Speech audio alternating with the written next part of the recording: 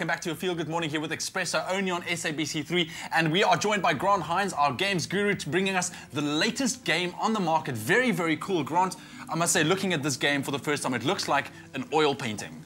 It does look like an oil painting. It does, doesn't it? And just like an oil painting, this game is probably the closest a video game, in my opinion, has come to art.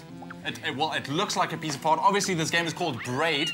And earlier on, when I mentioned to Katlego that I'm going to be talking to you about Braid, he says they're making games based on like hair and braids. And so I take it it's not anything to do with braids or anything like that. It's got nothing to do with braids. The closest thing that I can tie it into with the word braid is the game revolves around time and interlinking different kinds of time. Yeah.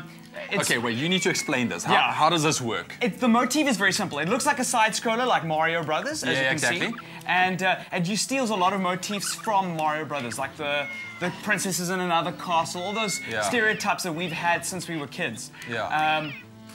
The big difference, though, is that you can manipulate time. Okay, wait, is this what you are busy doing there? Because this little pink fluffy bunny is charring you, but every time he gets you, you kind of reverse all the time. Yes, so he's trying to, he kills me, and what I do is I just reverse time.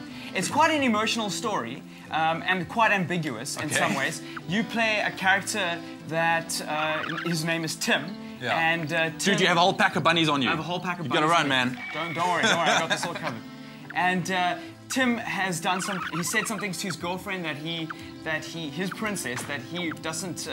oh my word, okay. So like I can reverse time. So that he feels sorry about and wishes he could take back. And this is one of the ways which it can impersonate that experience of just taking back some things that you've done that were a mistake. It's quite a beautiful way to do it in a very painterly universe and a very casual-looking guy, very innocent-looking man. With this beautiful soundtrack, if the viewers at home can hear this wonderful soundtrack with strings, and it's not intense like Mario Brothers or most side-scrollers. And it's got this way of getting you like really into it because I mean, I'm looking at this. Obviously, you know, my first look when I saw it was like, okay, this is, you know, for young kids to play, or you know, they would enjoy it. But it seems not. It's quite sophisticated. Young kids will play it, and it's encouraging. This is a great example of a game that you'll want your children to play because the time mechanics and the puzzle mechanics are so in depth that you'll be thinking and trying to solve a puzzle. For quite a while. I spent about like 40 minutes trying to solve a puzzle yesterday. Really? Yes, and it's just using these mechanics and the rules of this world.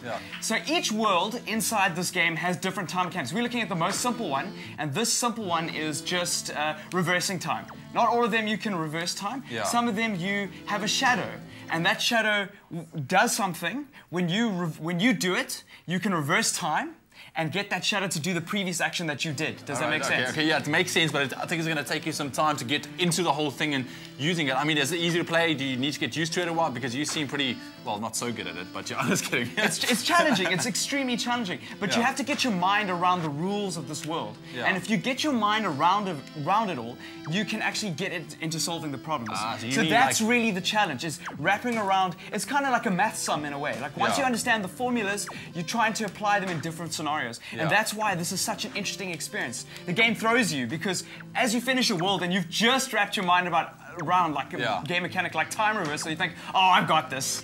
Then it throws you into a new world and you're like, all of a sudden you are working with time and space. And when you're working in time and space, when you move forward, everything on the map moves forward. But when you move backwards, everything reverses. But if you stand still, everything stands still. Whoa, man. So your puzzles are so intuitive and interesting. Okay, awesome. Looks like a fantastic game. Granted, you seem to be enjoying it.